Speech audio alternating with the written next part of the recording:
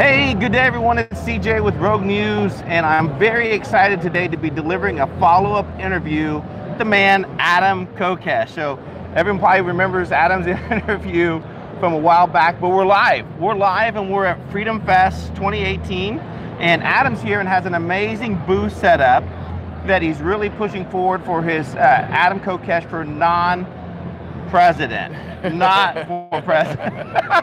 I was getting that part messed up, Adam. So Adam's running not to be president, but basically, folks. So I already won. I'm already not president, in case you hadn't noticed. That's right. No, well, it is true, and I have to say this every time. It is true that technically I am running for president of the United States, but it is much more accurate to say that I'm running for not president of the United States. And I really cringe every time someone introduces me as a presidential candidate, because I think you have to be some kind of psychopath to say, I want to be president of the United States, I want to be in charge of this giant violent monopoly and force my will on the entire country. So the platform that I'm running on is the peaceful, orderly, responsible dissolution of the federal government. So the very first thing I do is resign, and I'm really the only one who's running for president who can say that, because I'm not going to put the ring of power on, I'm going to throw it into the fire. I'm not running to be president. I'm running against the presidency. We are running to turn the campaign, to turn the federal election for president of the United States into a referendum on whether or not the federal government should be allowed to exist at all. Having Adam Kokesh as your president is not going to be one of the choices. You can have a Republican schmuck or a Democrat schmuck, or you can have this exact plan, and you're going to see it laid out in advance, the executive order. The one thing I'm going to do as president is just sign off on whatever. There might be two pieces of paper, because I might have to do the pardons first. Yeah. We're going to pardon everybody who's in federal prison for victimless crimes. Yeah. Like that's justice has to, boom. Yeah. Right away, like end the illegal detention of people who are innocent.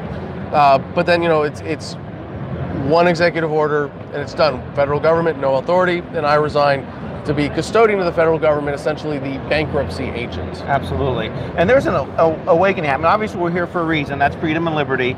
So Adam, why don't you start just the basic principles of what that means to you, freedom and liberty? Well, if I wanted to learn about freedom, I would grab a copy of my book, which incidentally is called Freedom. Oh, wow. And it would tell you that freedom is what you have when no one is forcing their will upon you in any way. And so really that's what it comes down to, is that because you own yourself as a free, beautiful, independent human being, it's wrong for someone to violate your self-ownership, to use force or violence against you or to steal your property. And when you go, wait a second, I thought we were talking about freedom. Why are we talking about ethics? Well, ethics is the standard of freedom. And you realize that the message of freedom is not a political message.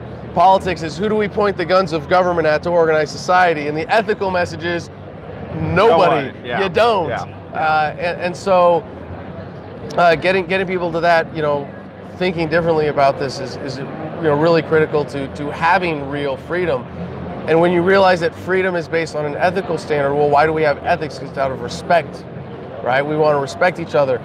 And ultimately that comes down to love. Like really, the message of freedom is a message of love among human beings, that we want to express our natural state of connectedness to each other, that we want to be lovers, that's our highest form. I mean, we can be warriors and we can be healers and we can be builders, but really ultimately it has to be motivated by love for even ourselves, but also for our fellow human beings, for wanting to see the world be a good place for people to live. Yeah. And ultimately, so what's freedom? Freedom is love. There's your answer. But no, technically, it's what you have when no one is forcing their will on you. Bingo. And your name came up earlier. We were in a debate. Jeff Berwick and Mark, the founder of the Scouts. Yeah. So, long story short, this was the libertarian non-vote. Jeff arguing that hey, why you shouldn't vote.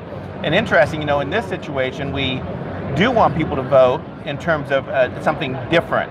Somebody going and actually enforcing change of getting rid of the federal government. Well, I don't buy this non-voting thing. Now, just to be clear, you don't have a duty to vote. You don't have an obligation to vote. I'm never going to tell you that there's some imperative here. But for someone to say like you shouldn't vote for principled reasons, I still can understand that most of the time it's a waste of time.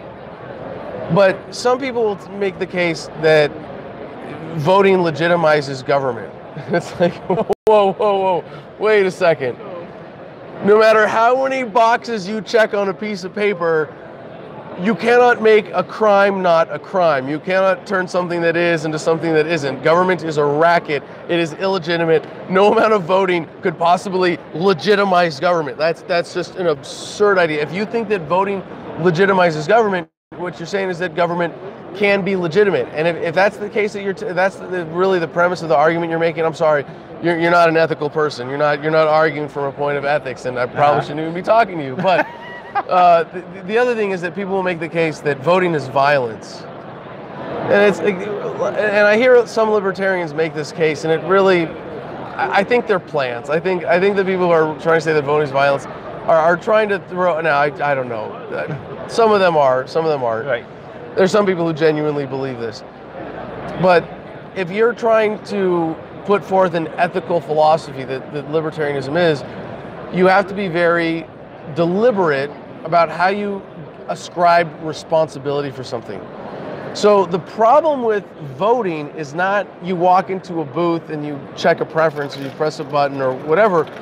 The problem with voting is that there's a government holding an election and then forcing the results on people. That's the problem. That's the unethical part of the election, not the voting part. Because voting is just an expression of preference. And if your expression is, yeah, beat us less, steal from us less, hurt people less, there's nothing wrong with going and expressing that preference. Right. Most of the time it's a waste of time.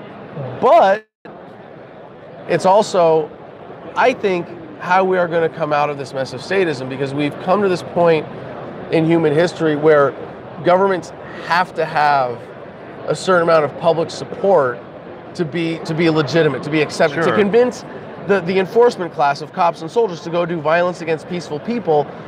They have to have the governments have to convince them that enough of the people to support what their policy is, and that's going away. Well, yeah, and I think in part, I think so many people have just been disconnected because voting. What has happened? If you think of the course of the years that people have been voting, what's been the result? Endless debt, endless wars. Has there really yielded any change? Well, hold on. I would say so. I want to step back, if you don't mind, for a second. Yeah. A lot of libertarians. Well, I'll ask people: is big government always worse than small government? It's a trick question, obviously, right? Right. Because libertarians will say, yeah, big government's always worse. Would you rather have a government that's huge, let's say it's like half the population, but it doesn't do much violence, just enough force to maintain its monopoly on some services, and when it provides those services, it does its best to approximate what the market would provide, and it's not that bad, it's not that destructive, right? Or would you rather have a government that's tiny, it's like 1% of the population, but it murders every firstborn child?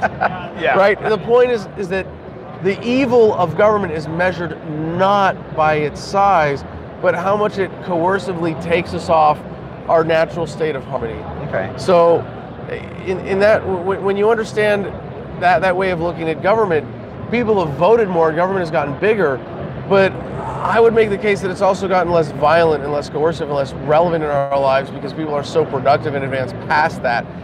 And even if that's not true, because that's kind of subjective, even if you don't agree with that analysis, the course of human progress is to get less violent over time. And right now, most of the violence done in the world is done in the name of government. And even that is getting less over time. And I would put forth the theory that democracy, as invalid as it is, still serves as an imperfect leash on government. And that leash we got to jerk on the choke chain, and if we could choke it to death, we would, but you got to pull that leash and bring government more in line with the will of the people. And I look at marijuana legalization. I mean, here, where we are at Freedom Fest with announcements, here in Nevada, I'm at a convention, I got my little chilling with weed on the table, and I'm not like, I don't have to worry about, I don't have to think about, being violently assaulted or even being asked to leave the casino because I have marijuana. Like that happened not because government said, oh, let's be nice to people now. No, it came because people said, well, no, we're going to have a referendum. state by state. You know, we're going to have referendums, and we're going to vote for this to be legal. And if government says, screw you, we're going to lock you up anyway, we're going to say, well, screw you, you're not a credible institution anymore. So in order to maintain its credibility, government had to go, okay, we'll let you smoke pot. Right. And I think even if there's no major paradigm shift, if there's no major sea change in how people think, just slowly with politics, we're dragging government in line with the will of the people. And most elections are still a waste of time. If there's not something worthwhile on the ballot, don't show up. But hey, why not? If there's libertarians, at least go vote libertarian, build the cause, build the party, because eventually that's going to be a major mechanism of change. And that's important right now in terms of your efforts and what you're doing. So why don't you share give us a status update of what you're doing with the Libertarian Party, where you currently are, the states. I know you just came off of a big convention in New Orleans. Is that correct? Yeah. Why don't you share our audience a little bit about that? As you may have noticed, it's a little early to be running for president, right? It's we actually got started January of this year officially, but this is something I've been working on. If I may just go back, it was 2012, and the original info warrior Jason Burmis at Bilderberg challenged me. He's like, "Well, what would you do if you were president?" And I was like, "What would I quit, go home, get a real job?"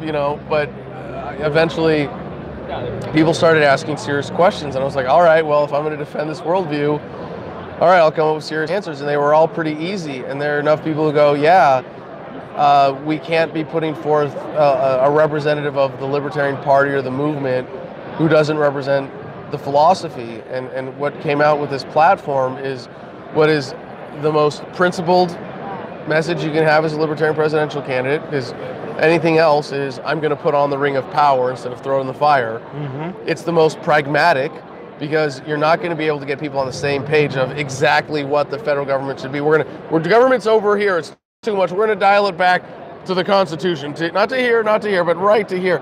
To argue people to get on the same page with that is impractical. But to say, hey, we're going to localize government, is much more practical. Yeah, absolutely. And that it's unifying.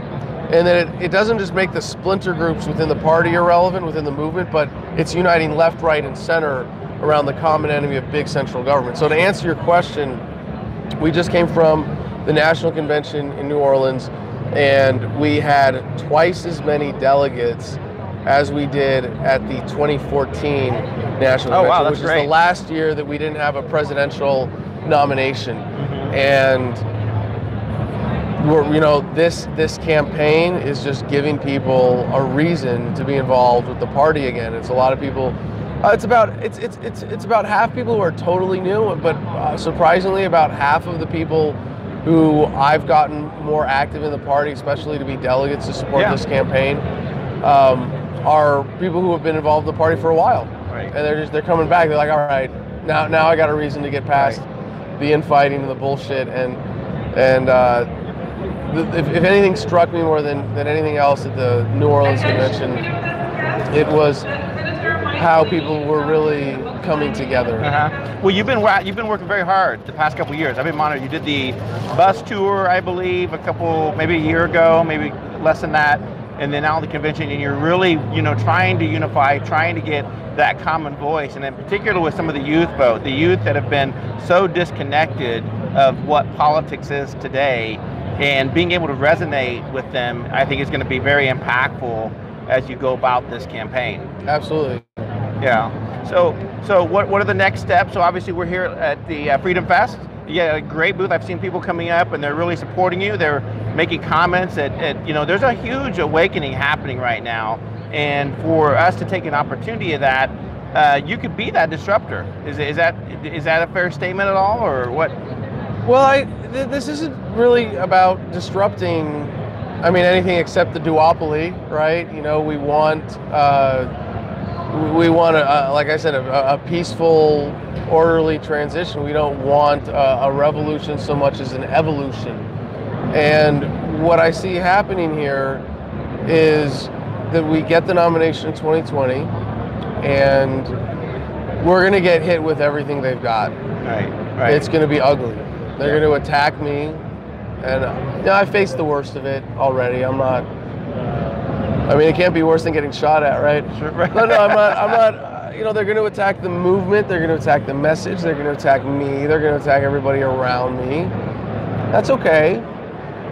But realistically, if we don't hit a tipping point, if we don't hit some kind of black swan moment, then I think we can still have a breakout year for the Libertarian Party and we can crack 10%. Yeah. And I think that would be a huge deal for planting the flag on the idea of localization nationally.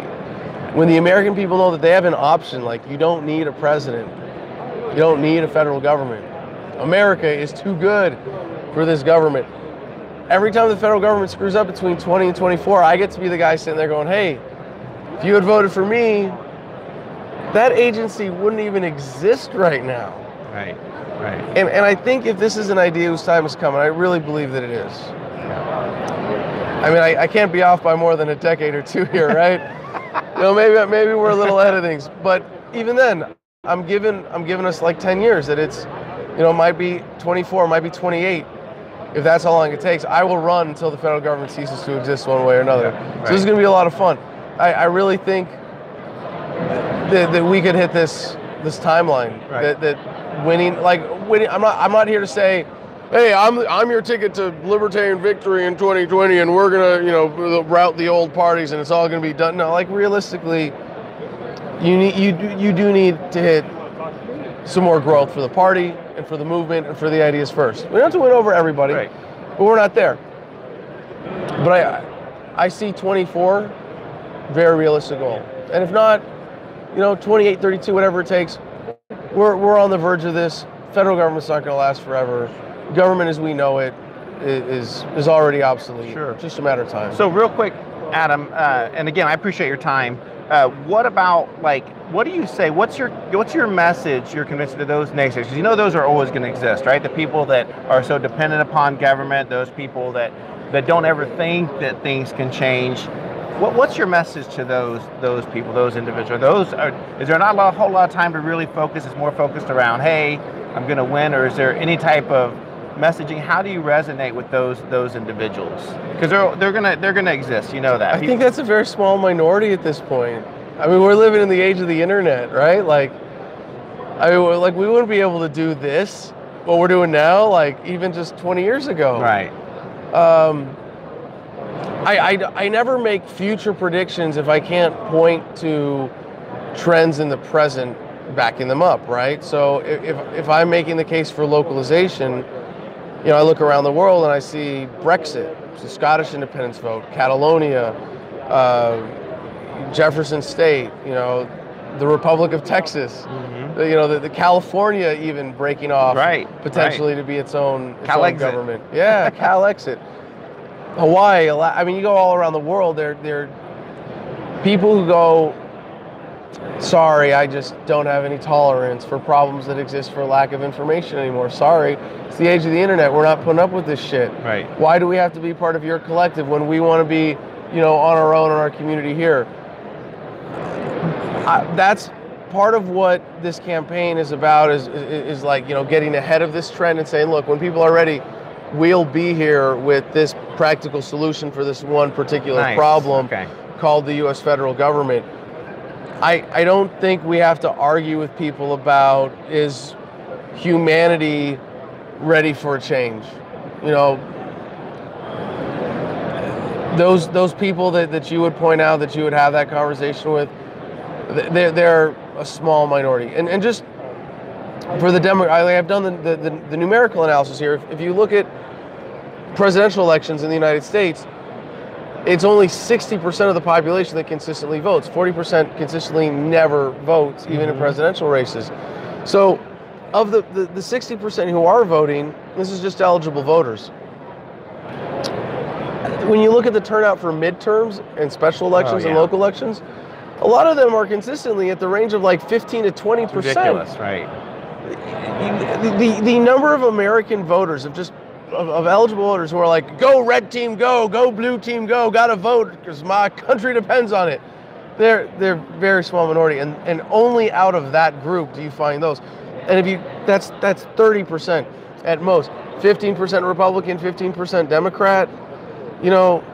don't go bang your head against that wall. Find a solution that's going to bring together the reluctant voters and the consistent principled non-voters. That's our winning coalition on this platform. It's not, well, we're going to win Republicans on this issue and Democrats. Forget the people who are, their statism is so embedded. You can write them off and still win elections if you have something principled that offers a real solution. Sure. Adam, closing thoughts, and then also share your website where people. I thought I talked too much already. I'm out of thoughts. I don't know. All right, plug your website, your social handles, so people can. Like I was trying to get at, I guess this is the revolution you've been waiting for, and it's not that we're trying to make a revolution happen, because this is evolutionary, but this is the point at which the human experience is accelerating so fast that we get to be a part of, the most exciting. This is the most important election of your lifetime. I'm going to play that game, but the shift that humanity is going through right now, like, you're going to be looking back on this period, talking to your grandkids, and you're going to get to say either, I watched that happen on TV, or I made that happen. I was a part of that shift that got humanity to a better state of peace and love and harmony, and because I wanted you to grow up on the other side of statism. And so that's the cause that I've dedicated my life to, and I would hope that anybody who's listening would consider that for themselves. Please check out this book. It's free in every digital format. Awesome. Including audiobook. Out of focus there, got to close it. Thefreedomline.com. And if you want to get involved with the presidential campaign, you can find it from thefreedomline.com too. But we got palm cards. Oh, now I really screwed up your focus. There. Vote Adam. Oh, hey, now it's in focus. Vote Nice. Adam Kokesh, get a free country. KokeshforPresident.com. Join us. And if not, just please consider the importance of this message and what it means to you, what it means to the future, and what you want your role in this great dance forward to be. All right, Adam Kokesh, everyone, thank you for tuning in. Please like, share, and subscribe. Rogue News, stay tuned. So we will support independent media. Absolutely. Take care, everyone. Enjoy your afternoon.